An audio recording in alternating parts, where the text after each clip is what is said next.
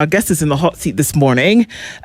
Bishop Dr. George N. Kamau is a thought leader and Deputy General Overseer of the Ambassadors for Christ Fellowship and joins us this morning in the Situation Room. Good morning, Bishop. Good morning to you. How are you doing? Yes, I'm doing well. Karibu sana. Only that as a clergy, I'm not very happy because things are not going in the right direction. I think we have gotten to the lowest right now. Well, let's talk about it because that's what we are going to do.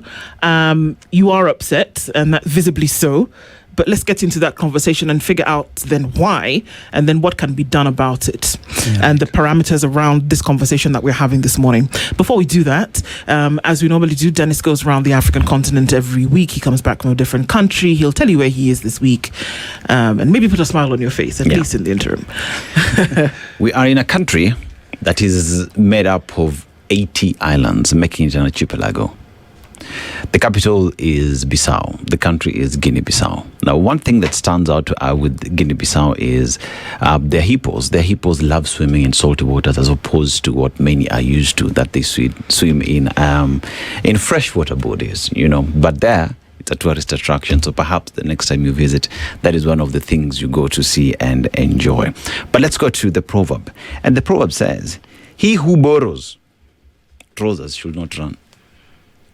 Who borrows? Trousers should not run. How would you interpret it? I think I would, in simple form, when I look at it, it means that if you need help, you definitely have to seek that help from where you can get it. And you have to go for it. Yeah. You can't stand alone. Well said. We'll interpret it. Asante. All right. So, what sparked possibly the upsetness by a lot of folks over the last couple of days was the fact that there was a post-budget forum that was being held at the Saints Cathedral on Friday. Yes. Now, sooner that you could say Jack's your uncle, there were goons. I mean, it's not a fairy tale that it actually happened. So it was not the All Saints Cathedral staff members who were having a post-budget forum. There were different civil society groups. There were others from budget committees. There were others who were in that space who were saying, okay, well, the budget's been read on Thursday. Now, this is what it means, essentially, to have a kind of like a synopsis of what happened afterwards or what was going to then happen. Goons then came in. They seemed to know where to go, and they disrupted the meeting, and it became violent. And then it took the intervention of police to come in later and then disperse them. And then, of course, with the promise and pronouncements from different people to say that this was terrible, it should not have happened, and that they were hot on the trail of these goons to then find out what happened. A couple of days after that, we then hear testimonials, if you can call them that, from the goons themselves, who said that they were hired by people by politicians. Names have yet to be given. But this information, and then beyond being hired by politicians, were escorted to the All Saints Cathedral grounds by police. Is this some of what's making you upset?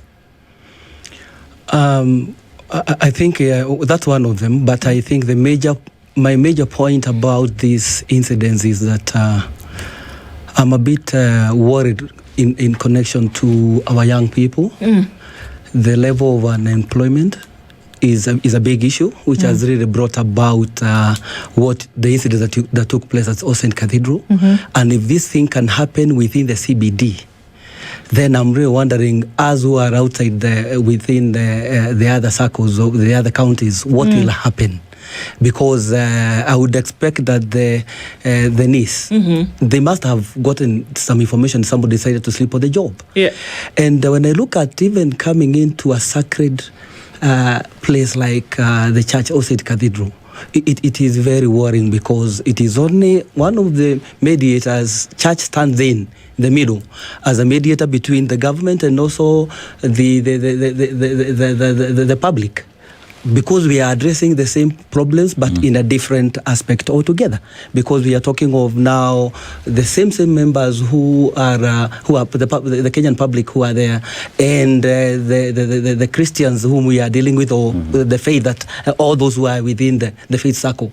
The problem is bigger than we are thinking right now, because the goons, if they can be able to infiltrate into such kind of a setup, then it means that none of us is safe wherever we are.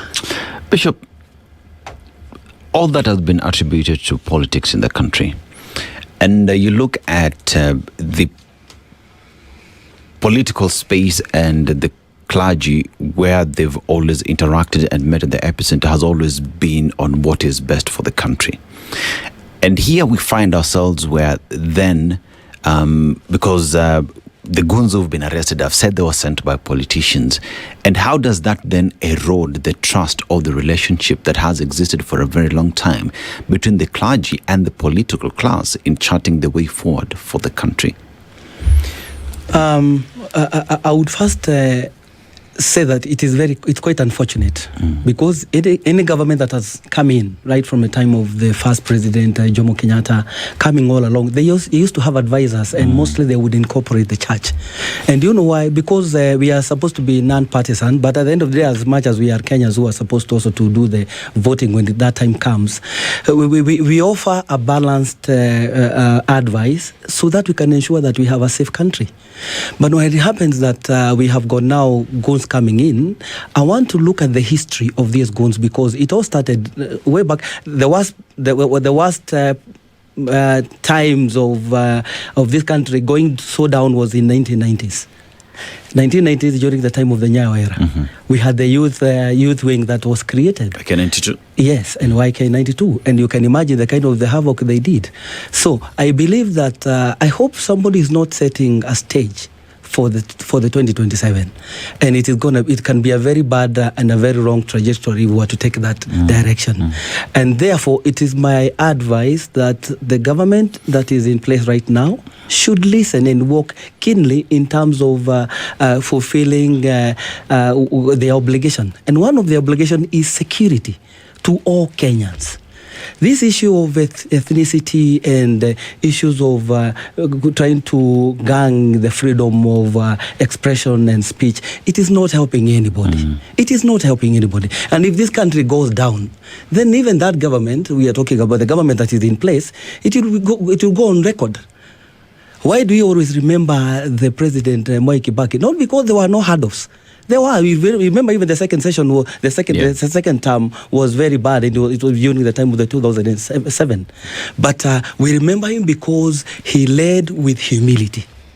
Why is humility right now? Because all of us, we are supposed to stand in.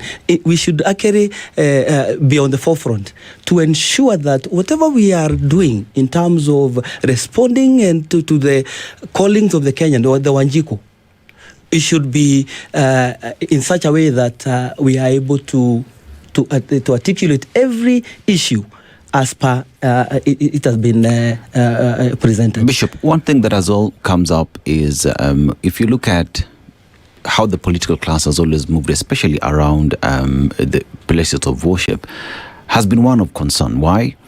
Because look at the goon industry that exists today, and it is associated with the political class, where politicians are in one way or the other. There are individuals who come security to protect these politicians, and that has also been seen to have been playing around in places of worship. Has the church been found by surprise, or is it something that had been assumed and was never expected to get here? Is it that the church allowed this for a long time that now it's coming home to bite? I would say that as a church, the church is free for everyone to come in. But at the same time, we also have to ensure that we safeguard, the altar. But at the end of the day, politics will always continue, whether we like it or not, because that's a norm of the day. But again, when I look at what has happened to our country right now, it is very unfortunate, because the politicians and have taken advantage of the altar. Yeah. But I think by the time we realize this, we may have probably been a little bit slow in acting. But for now, we are very clear in terms of what the altar is and what politicians can do and what we can do as far as the church rules are concerned. But going beyond that, let's go beyond a politician and ask ourselves, why are these things happening? Why do we have goons who are available to be hired? It is because of unemployment. That is one of the key things, and I think the government should be addressing that. Other than using our young people, like now they are over 10, almost close to about 10 million, who will be voting in 2027. You can imagine if we can have goons in every constituency. Do you think we're going to be having an election? We can be able to have an election. So I think the government has to deal with this monster right now, before it becomes, because it's growing day by day. They have to deal with it. They're a political tool, Bishop. Goons. We look at them as folks who are the amount that we hear allegedly paid was 1,000 shillings per individual who came out to do this. They are human beings who receive this money because maybe they don't have anything else to do at the moment, and they're going to take it in terms of employment, quote unquote.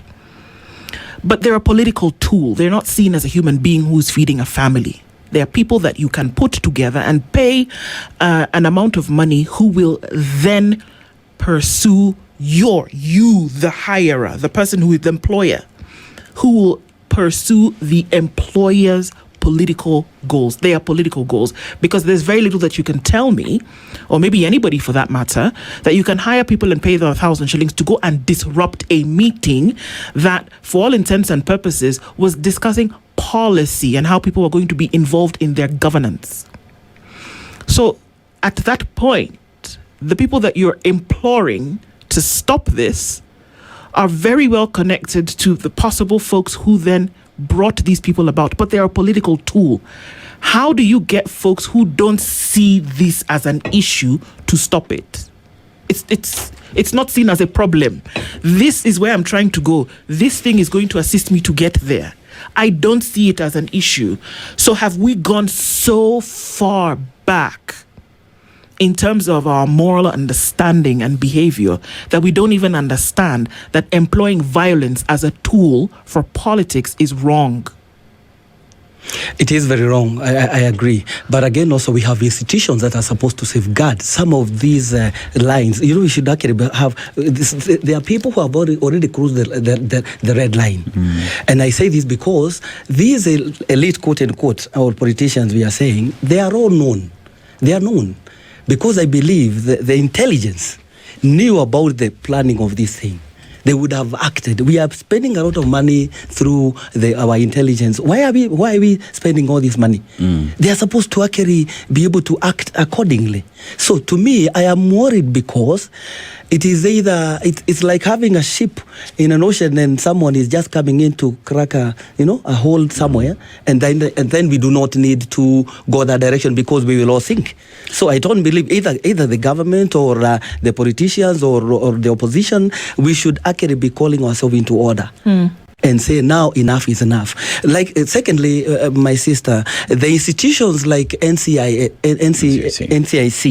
what is their role? They are supposed right now to have already called upon, some of these people who are behind these things. Some of the rhetoric that we are seeing around, which is messing even the integrity of, quote unquote, we as Kenyans.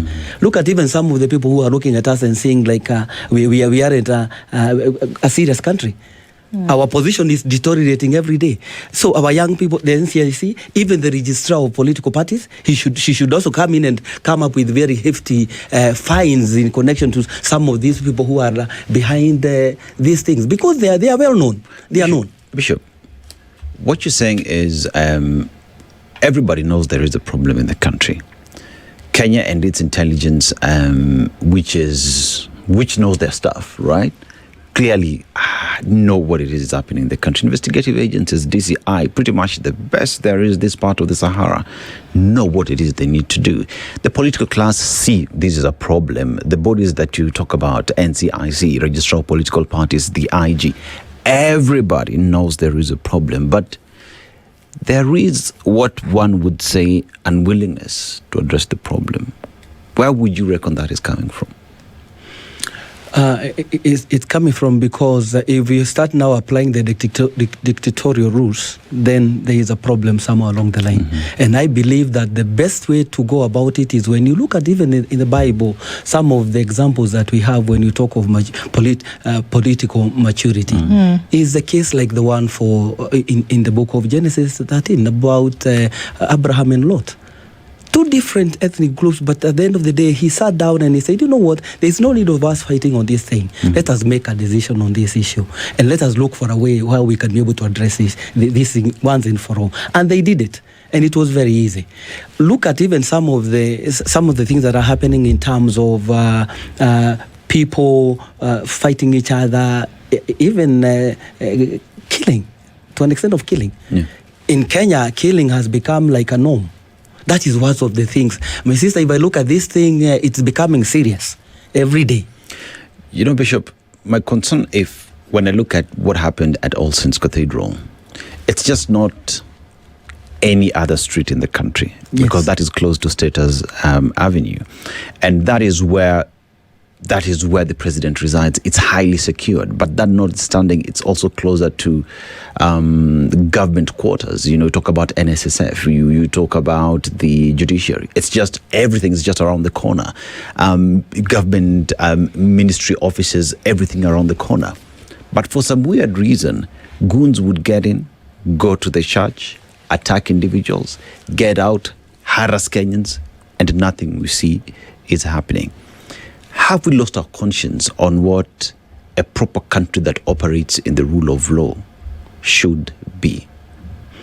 I feel, because I refuse as a setter to accept that along that route there was no police officer, there was no information, because further ahead, just close to EACC, is a police station. Nobody would have acted on time to deal with this matter.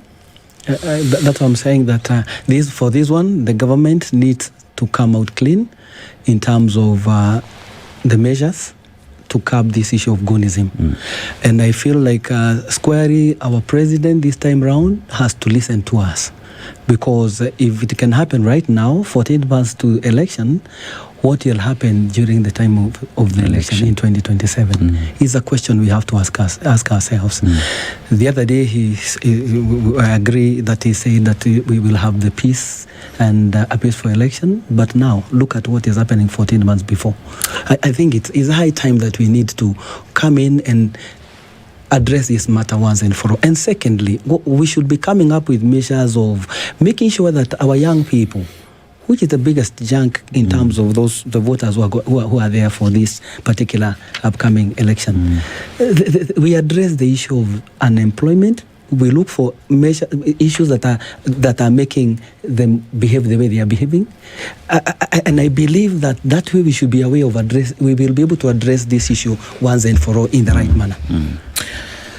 The people that you call on to handle these issues have actually never been able to handle an issue from beginning to the end. And one of them you mentioned is the NCIC. And it's in public knowledge. It's that they've not been able, for whatever reason, been able to handle an issue whereby something like this has happened. It has been prosecuted. It has been investigated, interrogated, prosecuted until the end. And that's when people employ, because such things are written within the commission's guidelines and standards of what they're then supposed to be able to institute. It hasn't happened yet. Is it about time that we say this doesn't work? This NCIC that you mentioned, it does not work. Like Dennis has talked about, how many police stations are within the vicinity of ACK, of All Saints Cathedral? How many? If you want to go up Valley Road, if you want to go into the city center, if you want to go left to Nairobi West, if you want to go right to if you want to go right to Nairobi West, if you want to go left to Westlands, Central Police Station is right up the road. If you want to say that actually they were employed, there is a police station in the middle of the CBD.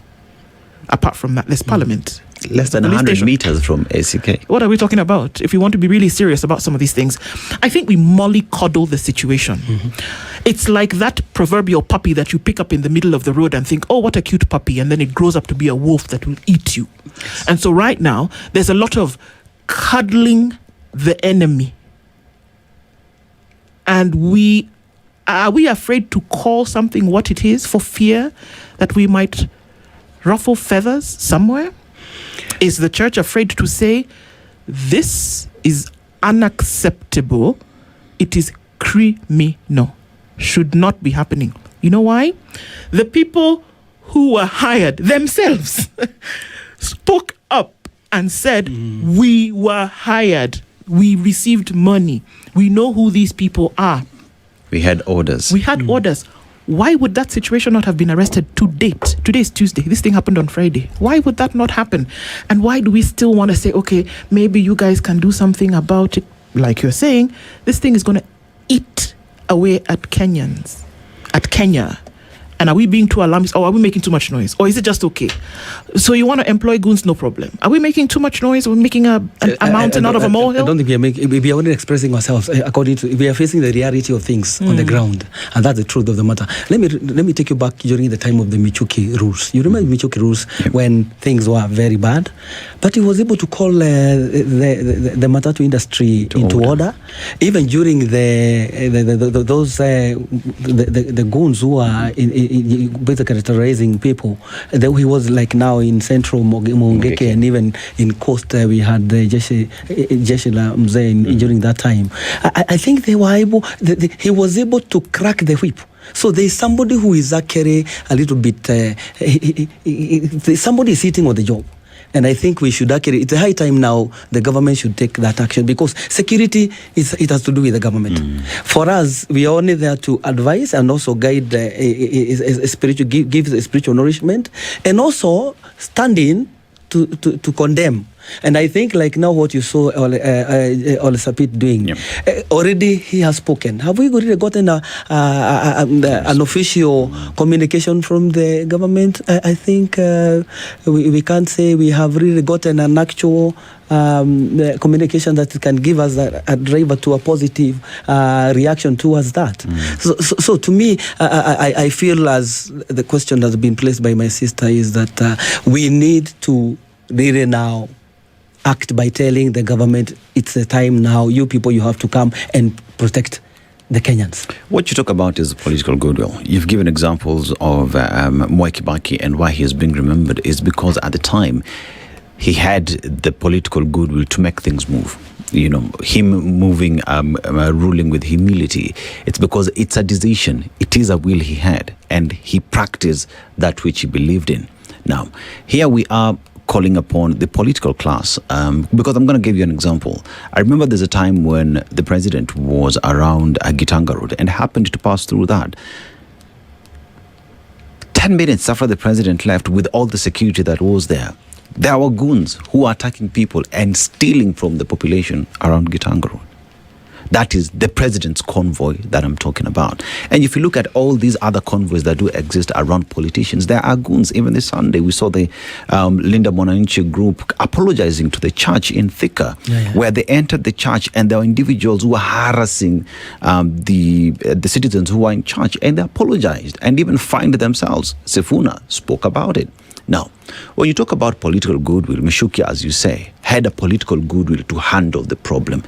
Are we seeing political goodwill in addressing this wolf that is coming to eat us? And in the absence of that, where do we go to? I'll take you back to the story in the book of 1 Kings chapter 12 in connection to King Rehoboam, the son of King David, after he passed on. And he was approached by the elderly group and told them, you see, we are really carrying a heavy burden. Please lighten it for us. Unfortunately, advisors play a great role. Advisors, and I repeat again, advisors play a great role, because the advisors to King Rehoboam by that time, they advised him that lighten it up, because these people you'll be able to serve them better. Unfortunately, he decided to go for the younger advisors who are there, who led him in an opposite direction. What happened? It broke the one united Israel into two kingdoms, the northern and the southern. So sometimes also listening keenly to advise. Just like the way you see, I have to listen to the question and then I answer. I cannot be able to interject in the middle because there must be the sense of the whole state. I have to listen to the whole statement. The same case applies to our government. I plead as a clergy and as a bishop that is high time now they have to listen to Wanjiku.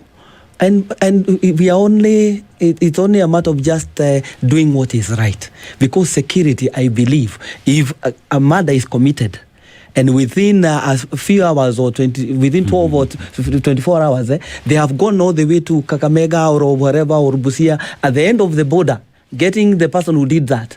Why not here at CBD? At Saints Cathedral, and this is a sacred place.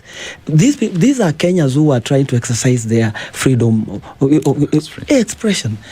They were not doing anything. They were not coming up with other ideologies. That was it. So that's what I'm saying. It has really made us feel there is a disconnect. And that disconnect, as much as we are praying, there is always the aspect of what God says that you also have to act and ask yourself which is the way forward.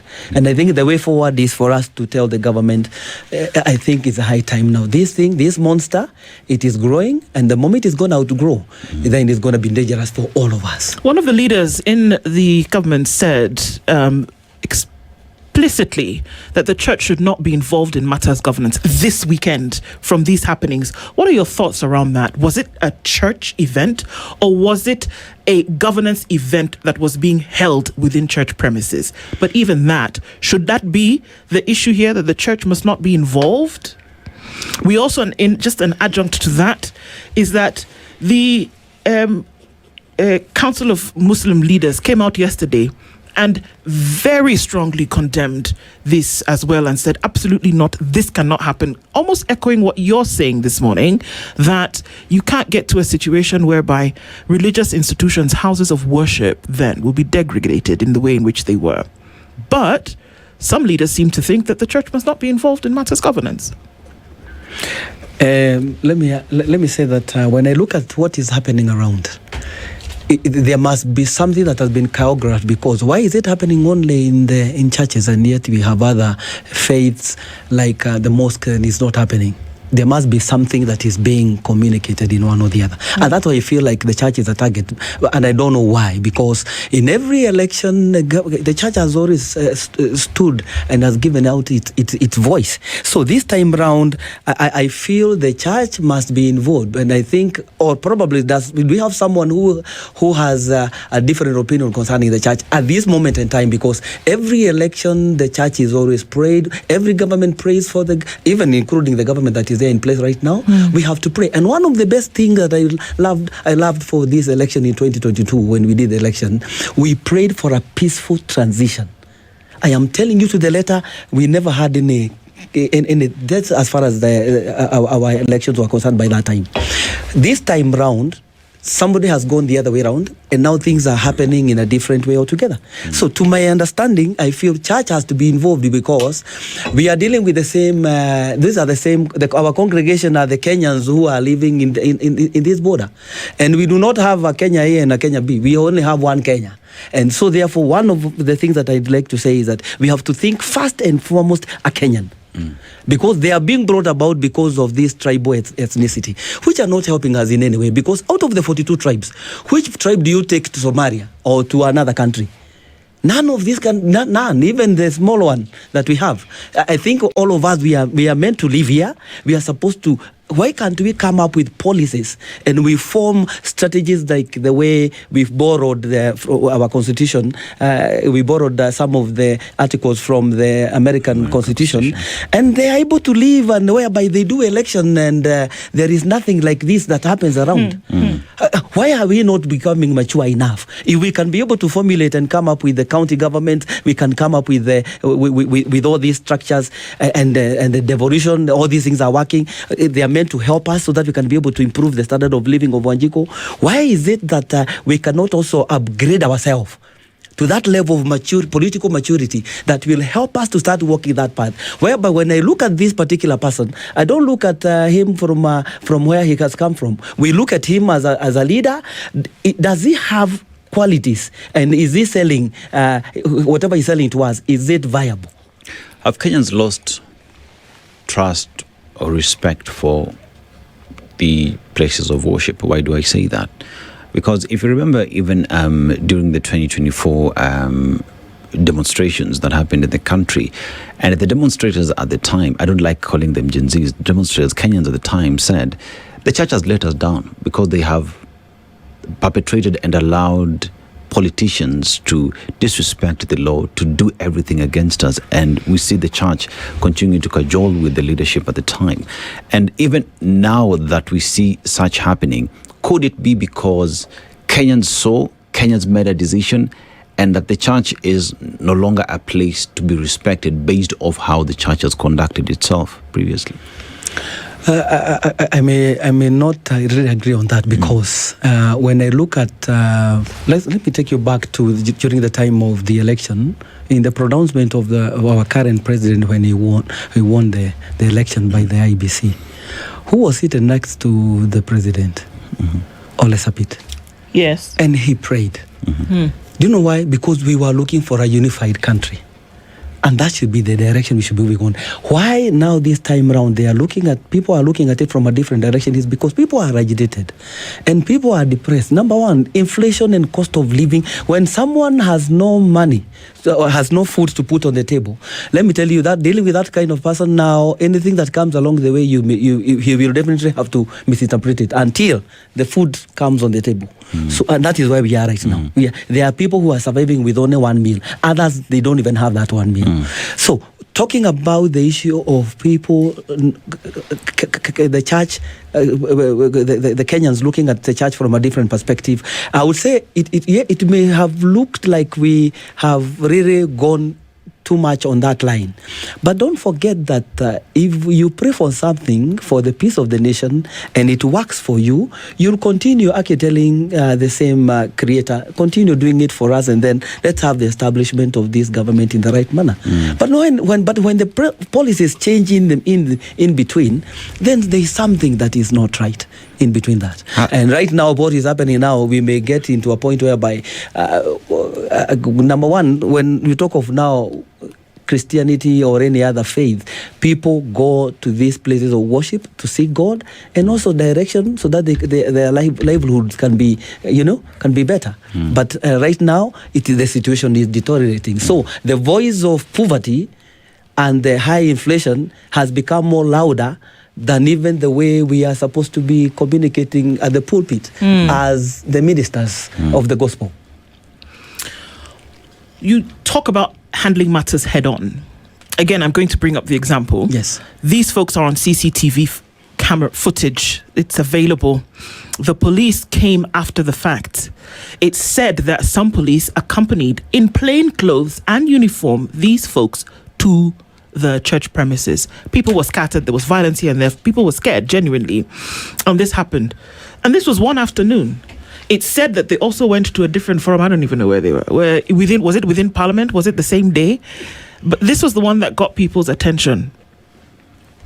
Is it, and if not stopped, it's always been done. There's nobody who, it's always been done. They've always been used. But we are saying that now it must be stopped because it happened during the protests. It happened in 2024. It happened during the Sabasaba protests. The year after that, goons are being employed every weekend. Others who use goons to go and eat in a certain place who didn't eat, who then did other kinds of nonsense. It's happening every time, and so people are becoming comfortable with it because we make a little bit of noise, and then by Wednesday, we've kept quiet. Today's Tuesday. It's kind of dying down already. Yes. Unless we keep the conversation alive, that this is unacceptable. Is this something that unless spoken about and unless acted upon, this is already a cancer? It's not about when will it lodge. It's lodged. How do we cut it out? We know who's responsible for cutting it out. But what must we do? Maybe encourage this entity a little bit more to say, you got to do something about this. None of these goons has been arrested. Even the ones who came out and said, yes, I'm a goon. Goon is me. I was paid money, but he's still walking free, slept in his house that night. Surely. Two wrongs cannot make a right. Okay. So therefore, I believe that the DCI and the AG and the full arm of government, they have to bring these people into books because they are seen, they are we can already see their faces, and they are here, they are in this country. The other day we saw, remember, I think one of the senators attacked in Kisumu. And then what happened? We could not be able to see that matter going very far.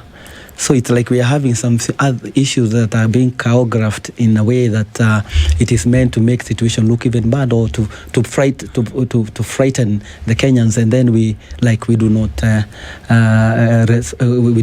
can just keep quiet and we become silent.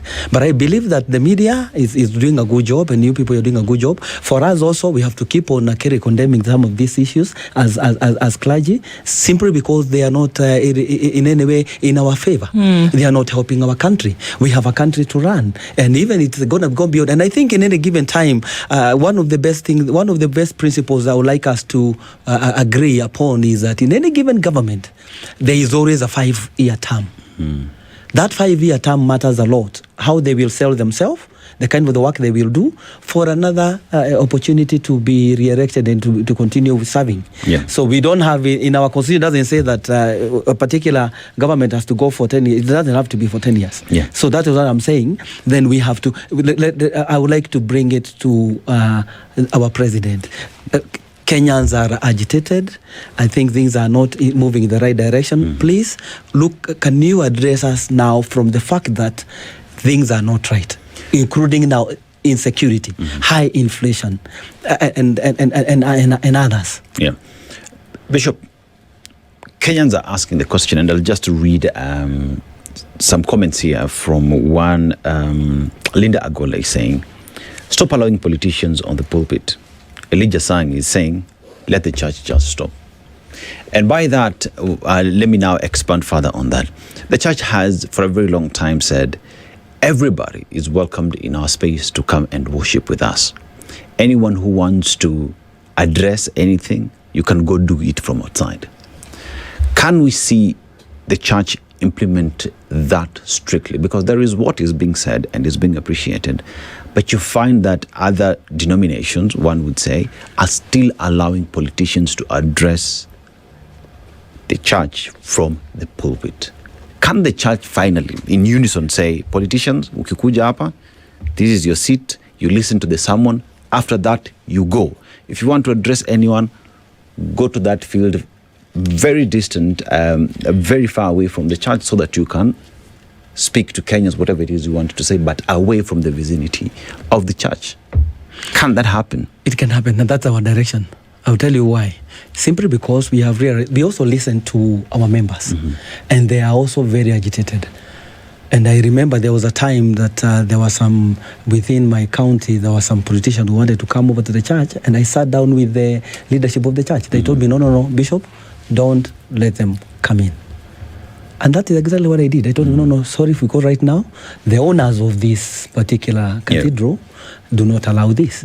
So, and they understood, because I told them, and I think now it's a high time we start now moving into recordings whereby we can, because now we have the technology, let them record, some of them let them record what they want to say. Then we censor. And then if it is not going to be of any game in terms of either development or a health issue that they want to address, if it's not going to help us, then we can be able to place it over there. And can you stop them entirely altogether? Because today an opposition member will come, government will come and speak there. Can the church then be the ones directing? If you are a member of parliament, you want to talk about development, that message is well spoken about on the floor of the house. If you are government and you want to talk about development, there are channels where government can communicate with its people on very official means, so that the church is removed from communicating opposition or political messages on the pulpit. Can that be a direction, perhaps? It's a direction, because that's the direction we are going to go. Because the way we are seeing things right now, we cannot allow it to happen. And I'm telling you, that's a discussion we are going to have as clergy. We are all going to call ourselves into order and agree that this time around, if politics now, if already we are 14 months before, and this is happening, then are we going to control the mess when it gets to the year of election, that is next year. So I think the best thing is that we are going to address it seriously. We are addressing it, but I think we need now to come up with forums whereby we will agree on the measures that are going to be taken through the right channel. Yes. Okay. What does the outlook look for you into 2027, knowing that, unfortunately, folks are going to have to be walking on eggshells? Campaign season, whether it's been announced by the IEBC or not, is clearly in full throttle, or at least getting there soon. Everybody's already all over the place, and they've not announced it, but, it's already there. What's your outlook, and what would be your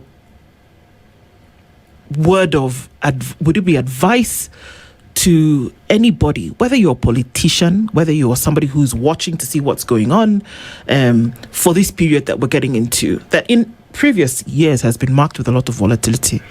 One of the worst hit sector is the boda sector.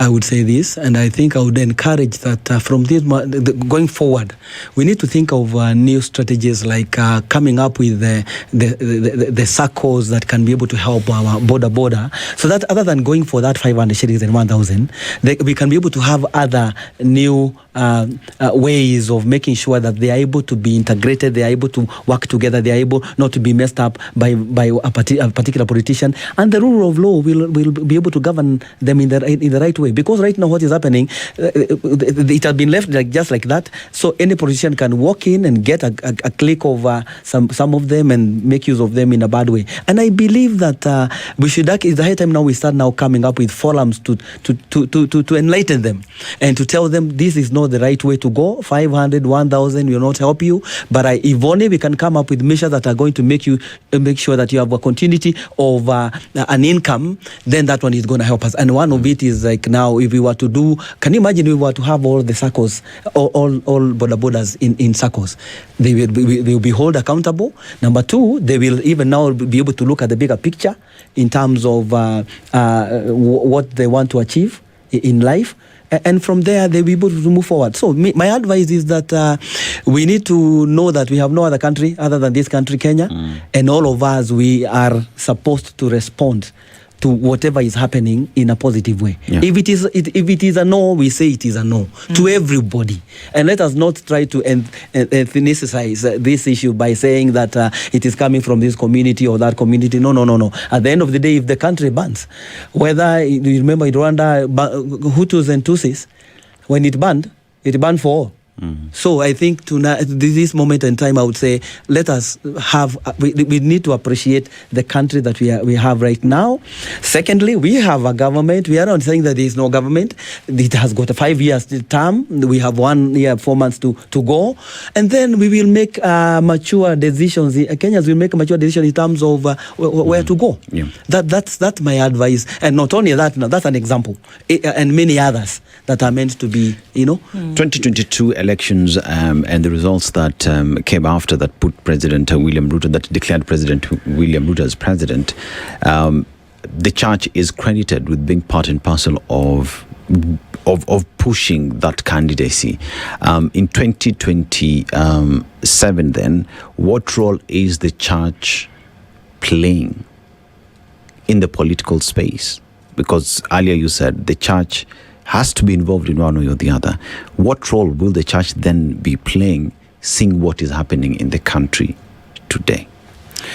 One of the things I said earlier is that when you look at 2022, why it looked like the church was more into bringing about the presidency, it is simply because we had more events happening around the church, right, more visits around the church, but unlike any other president before. Because of the faith that he had. Yes, okay. That's the point now. Yeah. And that one now made it now look like it was a bit extreme. But I think that's not a bad thing. Yeah. It was okay. Yes. But now when I look at where we are and where we are heading to, we have to have a discussion as a church. We will have a discussion because we have only one country. And again, also, we aren't going to do things outside the law. We have to do things within the law, whereby we will agree on the various measures that are going to safeguard the altar as a sacred place, and at the same time also make sure that we also enlighten our members that they need not to cause violence. Let us continue now emphasizing on them, telling them that direction of the 500, 1,000, it's not helping us. Let us deal with the real issues, inflation, unemployment of the youth. What can we do to ensure that we lift their standard of living? Yeah, because in every electioneering period, what is set out there is an agenda. The political class will set its agenda. Are we looking at a point where then the church as well is going to come up with an agenda that would be pushing, perhaps? Or will the church just find itself in the middle of the chaos and struggle to find its footing? I can tell you without any fear of contradiction that when you look at the language of Ole Sapit, it is telling you something. And why he was involved right in the beginning to where we are right now, there is a reason for us to sit down and agree on the way forward. As for as clergy, we aren't going to do it for the worst. We are going to do it for the betterment of the Kenyans and also to ensure that we have a peaceful country altogether. Yes. Okay, so we're at a place where you're not really sure. I think the word that is limbo, because would you say are you comfortable at this point, and others in the fraternity as well, that something is going to be done about this particular case, this most recent one of Friday? Do you think something's going to be done? Will people be arrested? Will people be brought to book? I would actually say categorically, and looking at you, my sister, that our president, with all humility, as clergy, we are praying that the institutions of government that are supposed to safeguard the security of Kenyans, let them wake up. Do you think they will? Okay, we have to stay hopeful. We have to stay hopeful because I believe that if you can't listen to any advice, then you are heading to a destruction. And I don't think we want to go that direction. One thing that would give hope that something is being done. I'm gonna paint two parallels.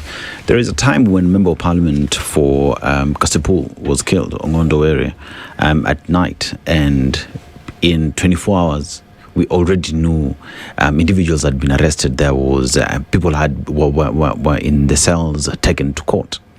We're talking about a similar situation, perhaps even one that has clearly spelled out, or CCTV that tells you who these individuals are. Because remember, as you look at the previous Ongondo situation, it was at night.